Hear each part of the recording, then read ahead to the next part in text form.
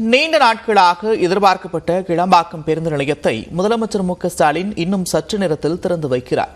இந்த பேருந்து நிலையத்தின் சிறப்பம்சங்கள் பற்றி களத்திலிருந்து நமது செய்தியாளர் பாண்டியராஜன் இணைந்திருக்கிறார். பாண்டியராஜன், விவரங்கள்.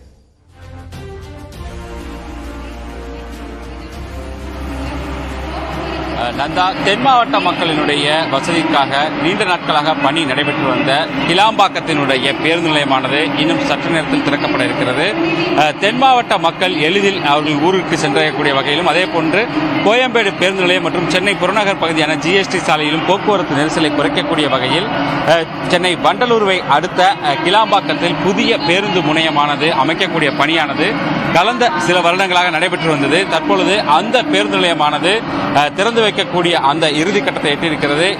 இந்த பேருந்து முனையத்தினை இன்னும் சற்று நேரத்தில் தமிழக முதலமைச்சர் மு.க.ஸ்டாலின் அவர்கள் திறந்து வைக்க இருக்கிறார். கிட்டத்தட்ட 3-4 ஆண்டுகளுக்கும் மேலாக தொடர்ச்சியாக பல்வேறு பணிகள் நடைபெற்று வந்த நிலையில் தற்பொழுது இந்த பேருந்து முனையமானது திறக்கப்பட இருக்கிறது.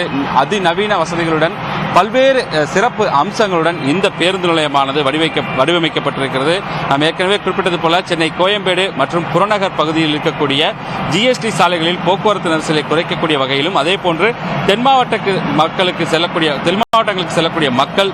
பொதுமக்கள் எளிதாக தங்களுடைய பயணத்தை மேற்கொள்வதற்காகவும் இந்த பேருந்து முனையமானது அமைக்கப்பட்டிருக்கிறது. சுமார் 88.52 ஏக்கரில் சுமார் 59.86 ஏக்கர் நிலப்பரப்பில் இந்த பேருந்து முனையமானது சுமார் 393 கோடியே 74 லட்சம் ரூபாய் மதிப்பீட்டில் நவீன தொழில்நுட்ப வசதியுடனானது அமைக்கப்பட்டிருக்கிறது. மேலும் இந்த கிளாம்பாக்கம் பேருந்து முனையத்தில் ஒரே நேரத்தில் 130 அரசு பேருந்துகள் மற்றும் 85 தனியார் பேருந்துகளை நிறுத்த முடியும் என்றும் தகவல் தெரிவிக்கப்பட்டிருக்கிறது. இதேபோன்று சென்னை மற்றும் புறநகர் பகுதிகளுக்கு செல்லக்கூடிய 3500 மாநகர பேருந்துகள் வந்து செல்லக்கூடிய மேற்கூரையுடன் கூடிய நடைமேடைகளானது அமைக்கப்பட்டிருக்கிறது. சுமார் 14 நடைமேடைகளுடன் நாளொன்றுக்கு சுமார் 840 தனியார் பேருந்துகளும் 2130 அரசு பேருந்துகளும் இயக்கப்பட இருக்கின்றது. இதேபோன்று இந்த பேருந்து முனையத்தில் அவசர சிகிச்சை மையம், தாய்மார்களுக்கான பால் ஊட்டும் அறைகள், உணவகங்கள், ஆண்கள் மற்றும் பெண்களுக்கான தனித்தனியே தங்கும் விடுதிகள், கடைகள், ஆண்கள், பெண்கள், திருநங்கைகள், மாற்றுத்திறனாளிகளுக்கான தனித்தனி கழிப்பறை வசதிகள் செய்யப்பட்டிருக்கின்றன. சுமார் 6.40 லட்சம் சதுரடி பரப்பளவில் 2 அடித்தளங்கள், தரைத்தளம், முதல் தளத்துடன் இந்த பேருந்து நிலையமானது அமைக்கப்பட்டிருக்கிறது. மேலும் இதன் 2 அடித்தளங்களில் சுமார் 340 கார்கள், 2800 இருசக்கர வாகனங்களானது நிறுத்துவதற்கு ஏற்கனவே ஏற்பாடு செய்யப்பட்டு அதற்கான பணிகள் நிறைவேற்றிருக்கின்றன. குறிப்பாக மாநகர பேருந்து நிலையத்திலிருந்து வெளியூர் பேருந்து நிலையத்திற்கு செல்லக்கூடிய எஸ்கலேட்டர் வசதியும், அதிக பாரத்தை கொண்டு செல்லக்கூடிய லிப்ட் உள்ளிட்ட அம்சங்களும் அமைக்கப்பட்டிருக்கின்றன.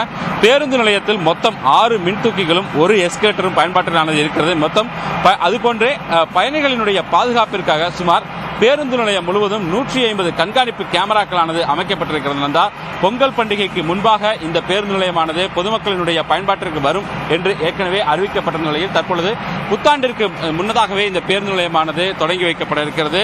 ஏற்கனவே இந்த பேருந்து நிலையத்திற்கு கலைஞர் நூற்றாண்டு பேருந்து முனையம் என்று பெயரிடப்பட்டிருக்கக்கூடிய நிலையில் இன்னும் சற்று நேரத்தில் முதலமைச்சர் மு.க.ஸ்டாலின் அவர்கள் இந்த பேருந்து முனையத்தை திறந்து வைக்க இருக்கிறார். நந்தா, நன்றி பாண்டியராஜன், விரிவான விவரங்களுக்கு.